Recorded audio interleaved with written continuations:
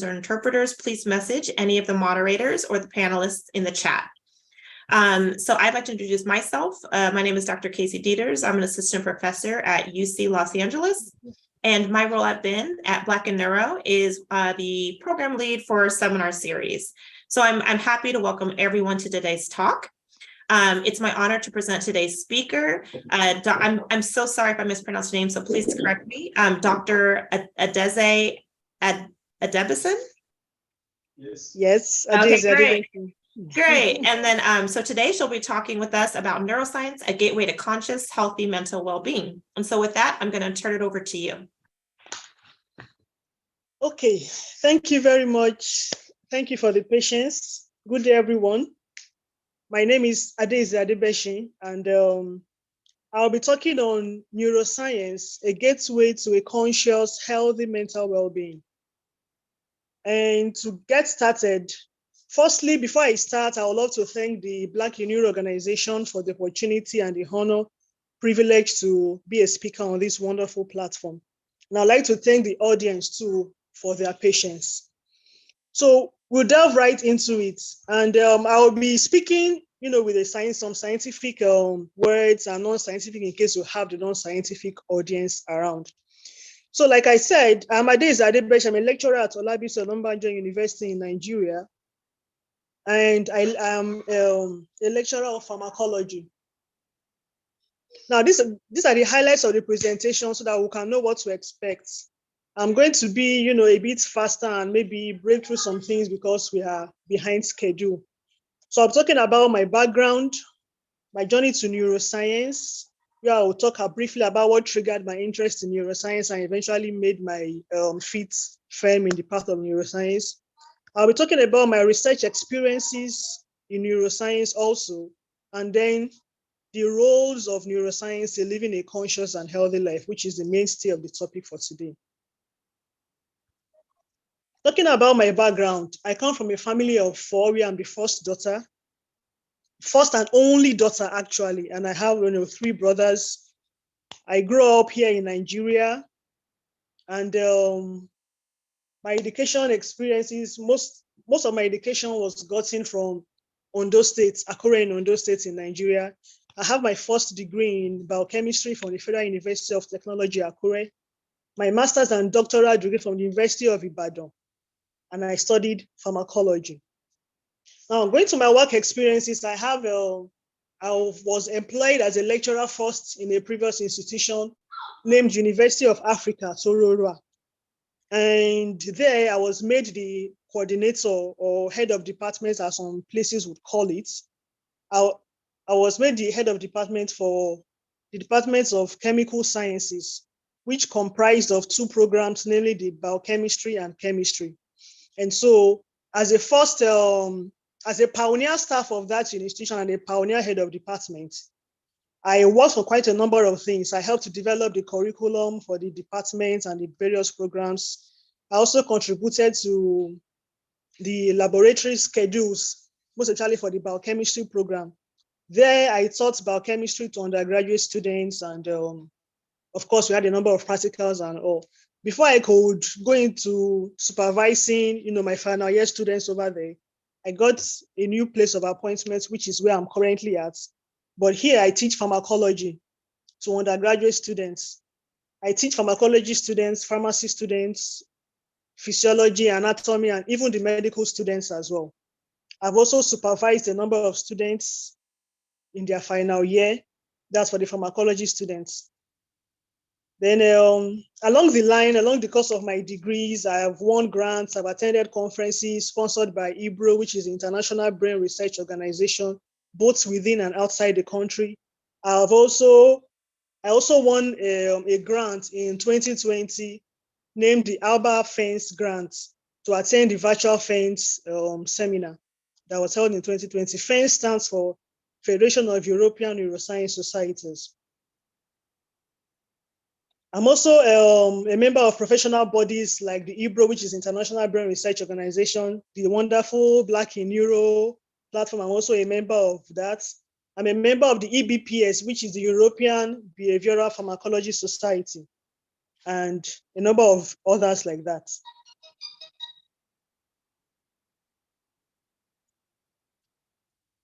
Talking about my journey to neuroscience now. My journey to neuroscience started from my childhood. As a child, I had always wanted to be a medical doctor. Now, I was fascinated by female medical doctors in particular, probably because, I was a growing child, I'm a female, and the fact that female medical doctors were actually rare then. They were not as many as the male counterparts.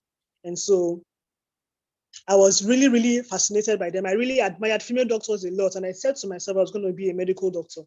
Now, growing up, I got to know more about the brain.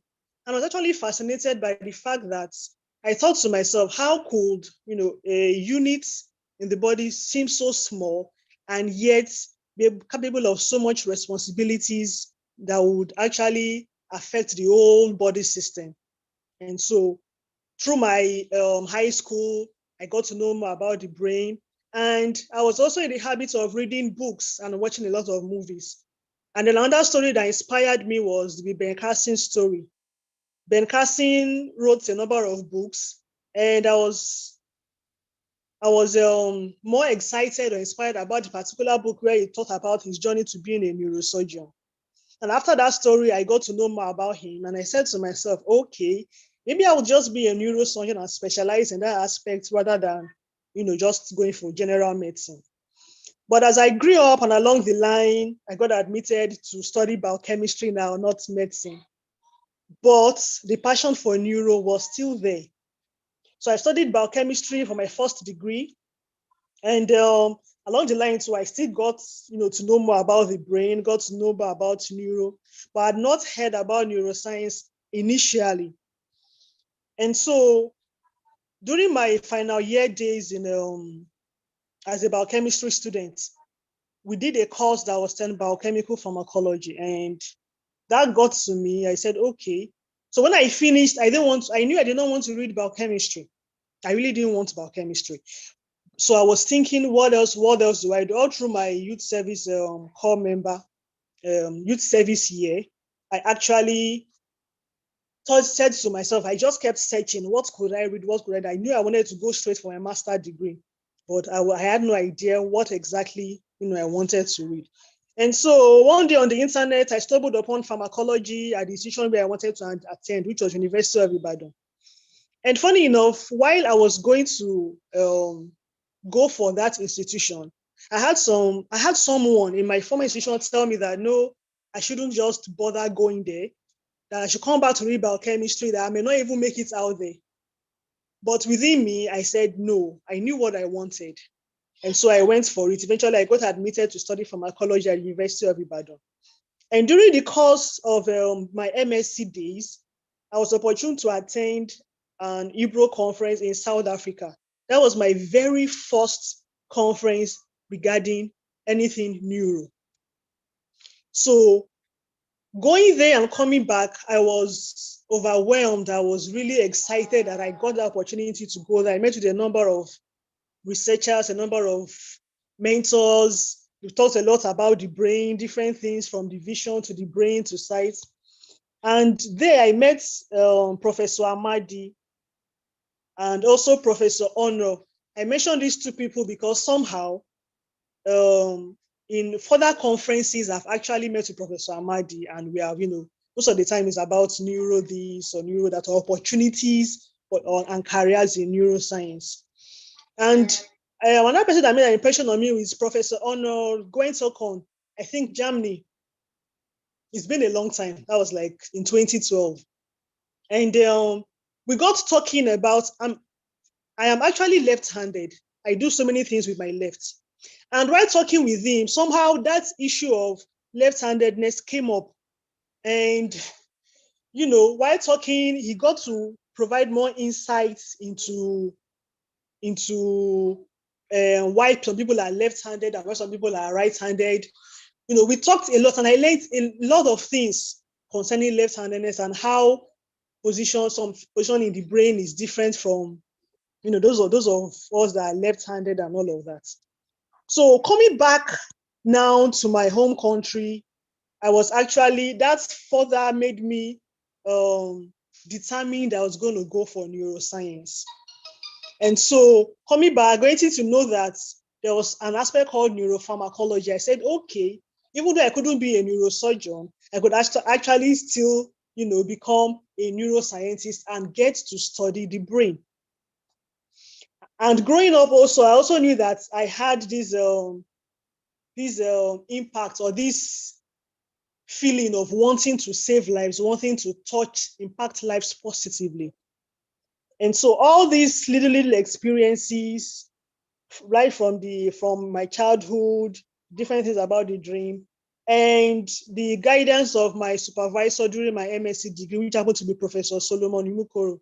He actually guided me, and that further strengthened my path in the neuroscience career. Talking about my research experiences in neuroscience now.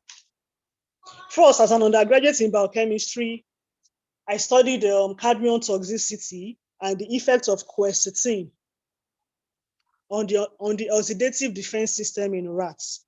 Now, cadmium is an element that is commonly found and usually combined with other minerals like oxygen and sulfur. And humans are usually exposed to it via inhalation, especially workers who work in paint industries or those that burn fossil fuels and coals a lot. They're usually exposed to cadmium. And cadmium toxicity arises not immediately, but out of accumulation in the body system. So the aim then was to induce toxicity of cadmium into rats and find out if quercetin, which is an antioxidant, can actually protect the oxidative defense system. And the results actually showed that quercetin has a protective effect against cadmium toxicity. So that was my first experience with research. Fast forward now to my master's degree research. With the guidance of my supervisor and mentors around, I was able to, I conducted a research on the effects of Jobelin on memory performance. That was like studying the anti-amnesic effects of Jobelin. And the research on cognition actually stemmed from my experiences with my grandmother. At the time, she came to live with us. And her physical health was deteriorating. Now, from observation and taking care of her, we got to know that, of course, she had been through so much stress in her previous years before she became a little bit old and had to come live with us. And her memory was failing. So with my observations around her and further information from the internet, I got to also know that stress was linked with memory impairment. And so we studied the effects of this pure compound to find out if it actually has any effect on memory impairment. And during the course of this study, I used scopolamine to actually induce amnesia. Amnesia, in case of those who know, is simply loss of memory. So when we use scopolamine to induce amnesia, we then use Jobelin to find out, if it has anti-amnesic activity and via what pathways it actually helps to improve memory performance in rats.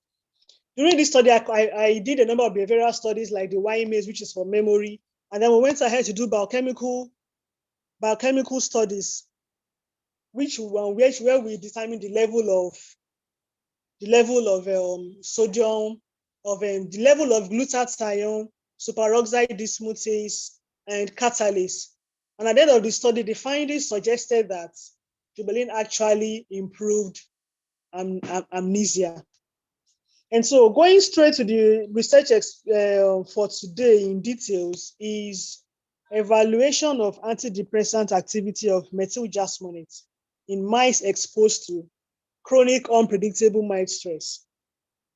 Now, this research was initially is part of my PhD research work. And initially I started my PhD research on stress. I wanted to determine the effects a particular compound has on stress and how it actually helps to alleviate stress. But along the line, with the course of literature review, I got to know also that stress is not just linked to memory impairment, but it's also linked to depression. And knowing that stress actually has effects on a number of health disorders, we started to study the effects methyljasmonate, which is MJ, the effect that it has on rats or rodents that are exposed to stress. Initially, I started with antidepressant screening procedures. And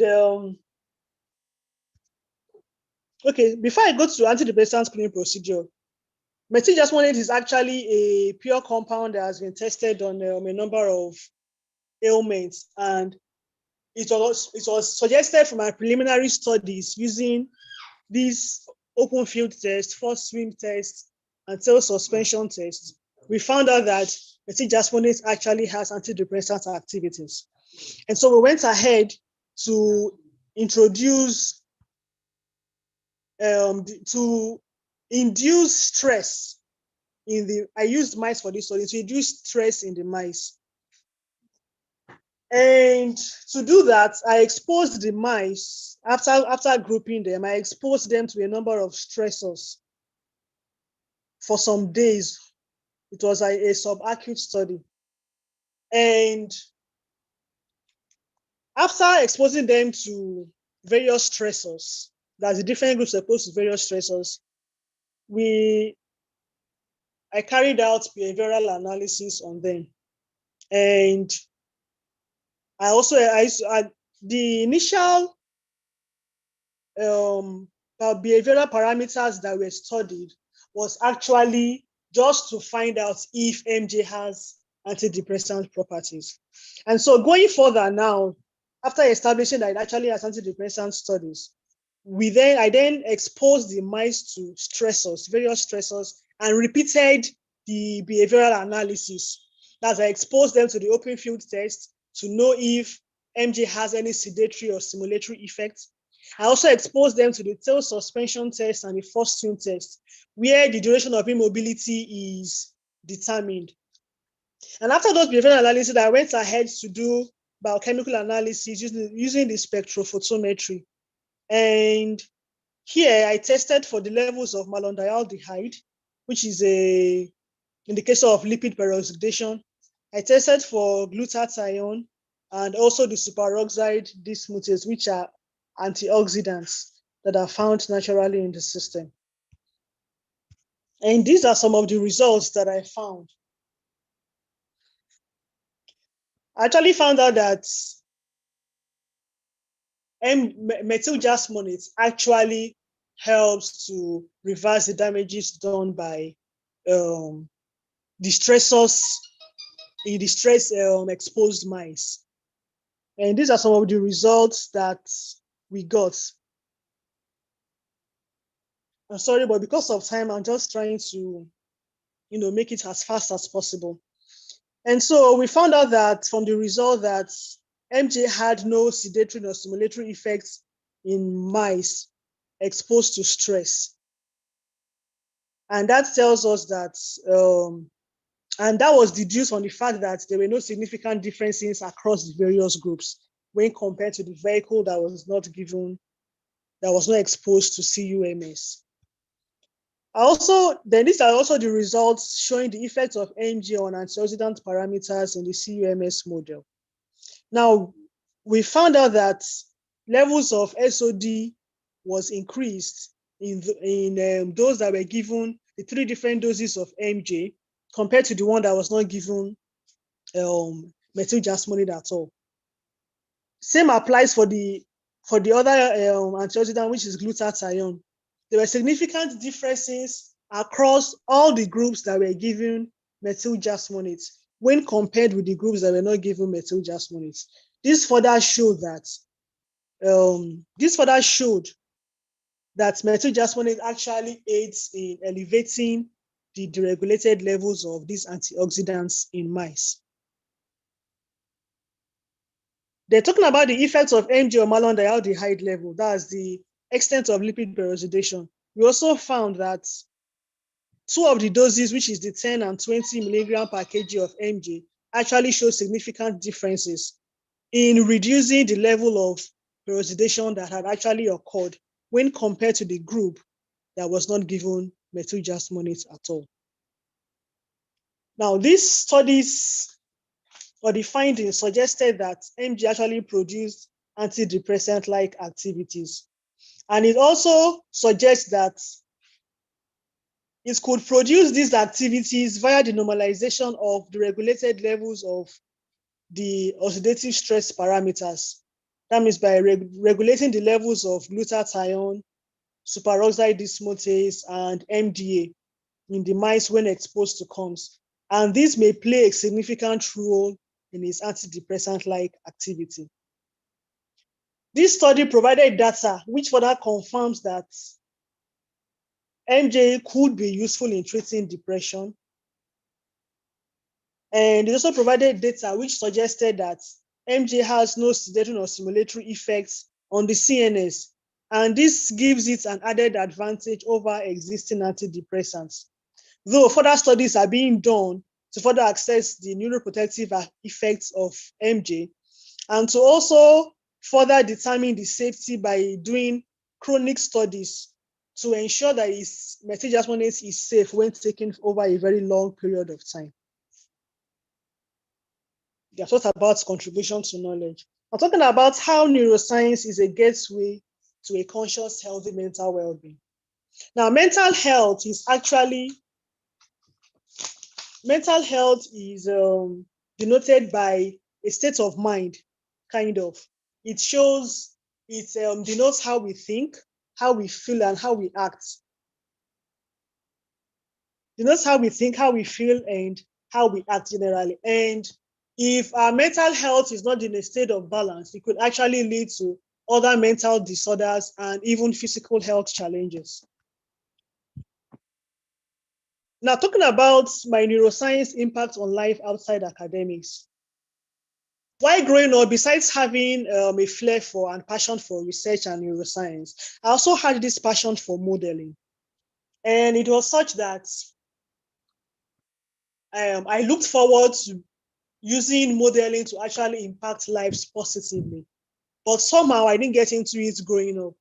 Now, much more later, along the line during my degrees and research studies, I got into pageantry.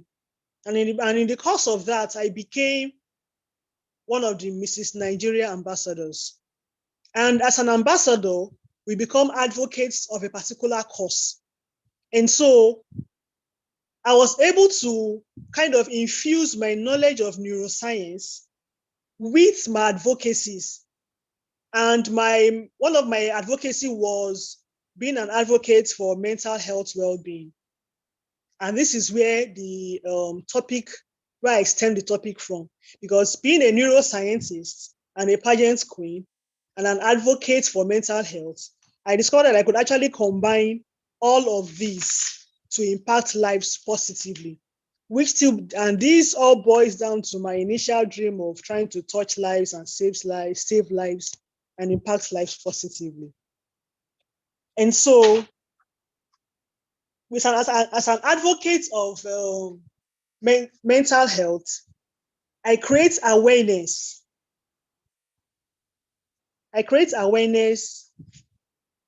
To the non-scientific public now, because I go to schools, I conduct workshops and talk about mental health, how we could improve our mental health, why we should take care of it and all of that.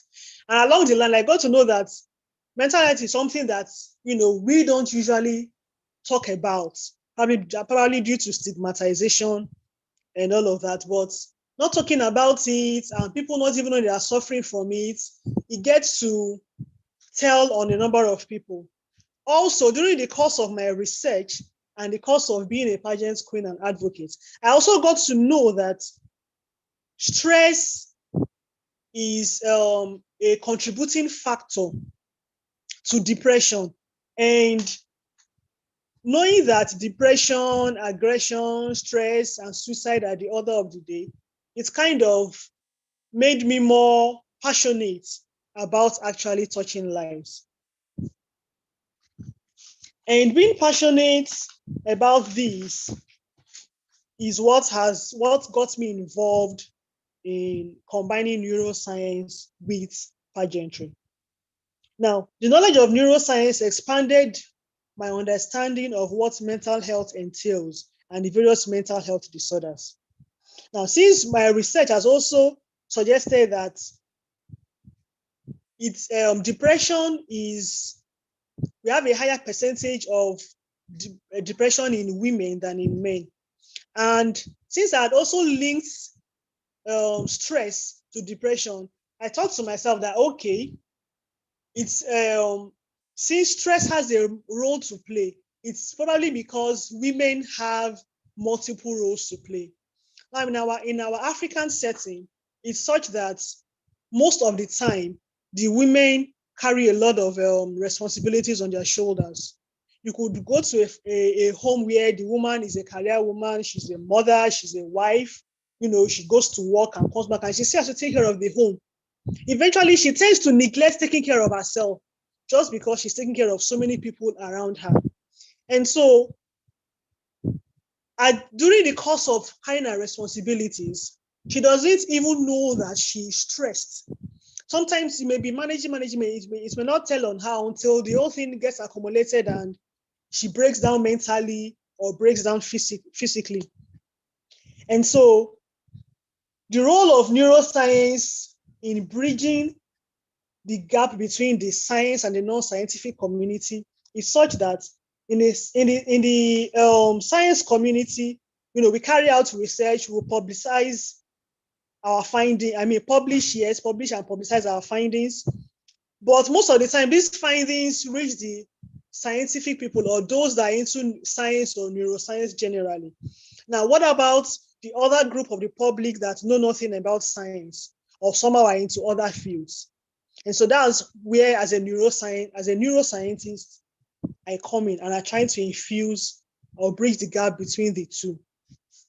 And so helping to create knowledge and awareness to the public, that's the non-scientific public now via advocacies and the what I have gathered as a neuroscientist is why I've come up with these topics. So some of the roles of neuroscience in living a conscious, healthy life, it's more about understanding the fact that neuroscience is crucial to understanding the brain, and also the fact that these findings from neuroscience to global mental health issues could help to improve the mental well-being and the quality of life. Just like I said earlier, by combining the knowledge I've gathered from neuroscience and taking it out there to the public, helping those who are not opportune to read their publications or be into neuroscience, they can also benefit from neuroscience. And so all in all, as I got involved more in my advocacy, in my pageantry, and in my research, I became convinced that these two worlds within and outside academics can be used to bridge the gap and convey information to the non-scientific public or the community. So all in all, I will just say that neuroscience could be a gateway to living a healthy, conscious, mental. So being a neuroscience can actually help to bridge the gap between the scientific and the non-scientific community. And this helps the non-scientific audience to actually gain from neuroscience, to gain from the knowledge of we that are neuroscientists and help to better the life and tackle the mental global health issues. And so these are some of the references I got for my research that I used in the course of my research. And I would like to acknowledge, I'd like to thank my husband for his support and inputs with preparing for this. Even though I was not able to talk in details about all the things I actually wanted to talk to because of time and the destabilization from the network and all of that, technical issues. And I would love to thank Professor Solomon Umukoro for his guidance and input as well. He has guided me up to this point. And I would also love to thank my pageant coach for her input as well. And lastly, I would love to thank my audience for listening, for their patience, and the Black in Neuro community for this wonderful opportunity. Thank you very much.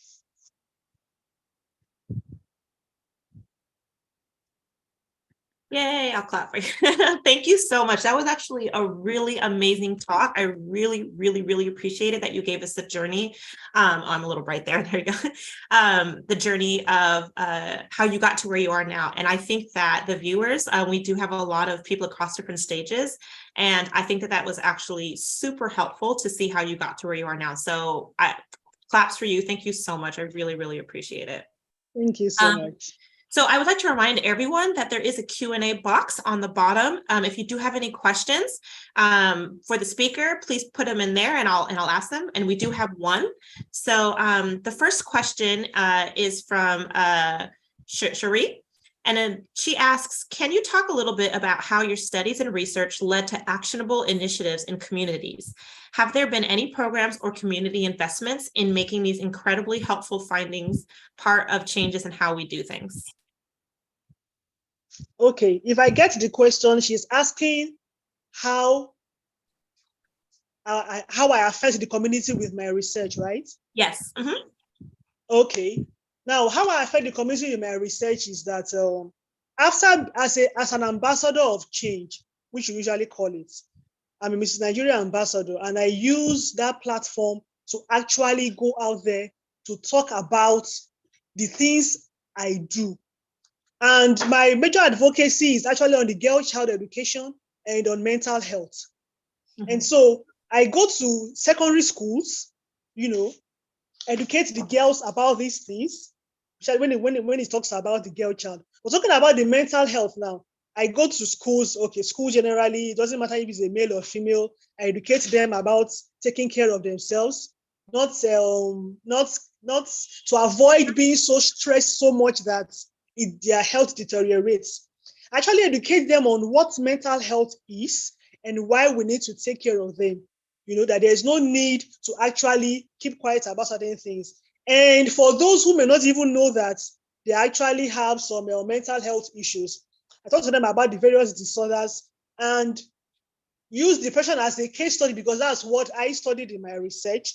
And I know that that's what leads a number of people to suicide, which became a common thing. Even aggression is linked to depression and stress. So I educate them on all of these things. I conduct workshops, and they listen to me. It's a little bit easier for them to listen to me because I go with my stash as an ambassador and I'm able to educate them more on these things. I also go to even orphanage homes, go to different homes, different communities, just to actually educate them on these things that I know. So that's how I'm able to actually affect the community around me. Thank you. That's beautiful. So I have another question, real quick there, in the chat, I just want to let you know that Professor Umukuro said, well done, that's a beautiful presentation. So just wanted to let you know you're getting some accolades there for your talk. Thank you, that's nice. Yeah, and then there's someone else as well in the chat, in the question, who says, my name is Abdullah, I'm a clinical psychologist and I want to study PhD in neuropsychology. What is the best pathway to study neuropsychology or neuroscience and then get trained in neuropsychology? Thank you. Okay. As a neuroscientist, I know that there is a link within all of these sciences that are involved in neuro. So if he wants to study PhD in neuropsychology, first, it depends on what he studied for his master's degree. I wouldn't know what that is, maybe psychology. But if it's psychology, you could actually go further for neuropsychology. I mean, during my master's degree, I just did pharmacology, even though my research was into neuro. But because of my interest in it and the guidance of my supervisor, I was able to now go into neuro science in depth. So I think that if he wants to study psychology, if he studied neuroscience or psychology for his master's degree, he could actually just go on ahead to study neuropsychology as PhD. That's what I think. Thank you. Great. And just to clarify, Abdullah did say clinical psychology. The person put in another message. So, but thank you so much. Okay. Clinical psychology. Yeah, he could just go straight for a PhD in neuropsychology. Mm-hmm. And then I have another question for you in the chat from Osarumi Ukpanrafi. I'm so sorry. I'm sure I mispronounced your name. So sorry. This person said, thank you for the presentation. How much impact do you think you have been able to make on these people? You know, psychiatric disorders are difficult to cure, so prevention is better. Yes. When I'm giving a talk, I talk majorly on how to prevent it, right? But because I know that some people may have been affected by it without knowing, I talk about the symptoms and then how to actually go about taking care of themselves. Now, I also get feedback from some of them. And there was a time I went to a particular school, and after talking, a teacher actually ran after me to come and talk to me in private. She actually, talked about things that were bothering her and how it was affecting her. It was almost leading her into depression. And first of all, I had to thank her for actually coming out with it, because most of the time here, the issue is actually the fear of stigmatization. They see mental health as something else that they don't want to talk about. And so me going out there to educate the people about what mental health really is, how to prevent it, and what the symptoms are. And then I go further to tell them that they should learn to speak up. It is only when you speak up that you can actually get help. And so I believe that with that, people get to know more about these things. People get to speak up and they get to get help. So if it gets to the case of getting to a psychiatric hospital, they will do that. But it's not even in all cases that they need to go to a psychiatric hospital. Sometimes, there's what we call the happy hormones. When you think less of those things that actually worries you, that think less of those things that worry you, you tend to boost the happy hormones. And somehow with time, whatever sad feeling we get tends to go away with time. But the major thing that the major way I know that I'm a person in the community is the feedbacks I get from them. We actually get feedbacks, and this improves their confidence to also speak up, like the lady I talked, for instance. So the feedback and the confidence for them to speak up tells me that we're actually making impact in the community. Thank you. That was a beautiful answer. Yeah, the stigma, I think, is such a worldwide thing that I think a lot of us are really trying to move forward. Those of us who work, with dementia or different psychiatric disorders. So, it's really hard thing to overcome. Yeah. So another question. Just to let you know as well, there's an anonymous attendee who also just wanted to make a comment and say thank you for the nice presentation. So, thank you very much. So another question. So many of us are located in the United States. Do you have suggestions on how we can better support and advocate for the research needs of Nigerian and other African neuroscientists? Sorry, I didn't get that. Could you come again? How we could do what? I said, so many of us are located in the United States that are part of Black and Neuro and scientists in general. Do you have suggestions on how we here in the United States can better support and advocate for the research of Nigerian and other African neuroscientists? Yes, actually, firstly, I would use myself as an example. And I'm using myself as an example because such that the way I feel they can support us here is to actually be open to accepting us, like me, for example, accepting people for postdoctoral opportunities where they could actually go there, carry out their research, and even use it for the betterment of the whole community and the globe as a whole. So that's one way I think they can support. It should be more open to the Africans, especially Nigerians or other Africans, actually. They should be more open to letting them in and training them on, some of these skills and knowledge that could help better the community and the country where they came from. So they should also be available, to train us, to guide us, because we actually feel that that there are better resources and they are better equipped over there than those of us here. So we are actually limited by certain factors like resources, facilities. And so one way they could actually help is by being open and being available to train those of us that are here. Thank you. Absolutely agree. I think opening the doors and incorporating, Exactly. doing collaboration internationally is so important to help for better science. So absolutely. If there's any other questions that anybody wants to put in the chat, there's another comment from Idrima. This person wants to say hello and thank you for your extensive research and great presentation. Well done. Thank you. Yeah, I think that we might be out of questions right now. So I'll just in the meantime, if anything comes up while I do the closing, I just want to thank you so much again for such a wonderful talk. Wow. I really appreciate you joining us. I know there were some technical issues in the beginning, but I'm glad that we were able to have you, because seriously, I feel so honored that I was able to hear like your journey and how you got to where you're at. And I mean, even just hearing the answers to the questions and everything that you've been doing, you sound like a real advocate for the people. And I really do appreciate meeting you.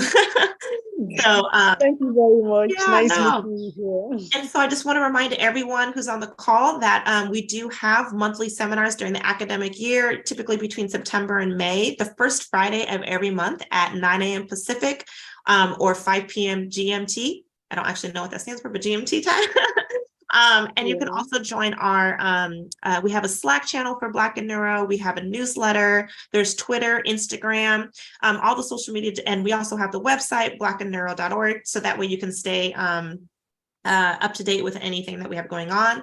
But please, we hope to see everyone at our future seminars. And I don't see any other questions pop up.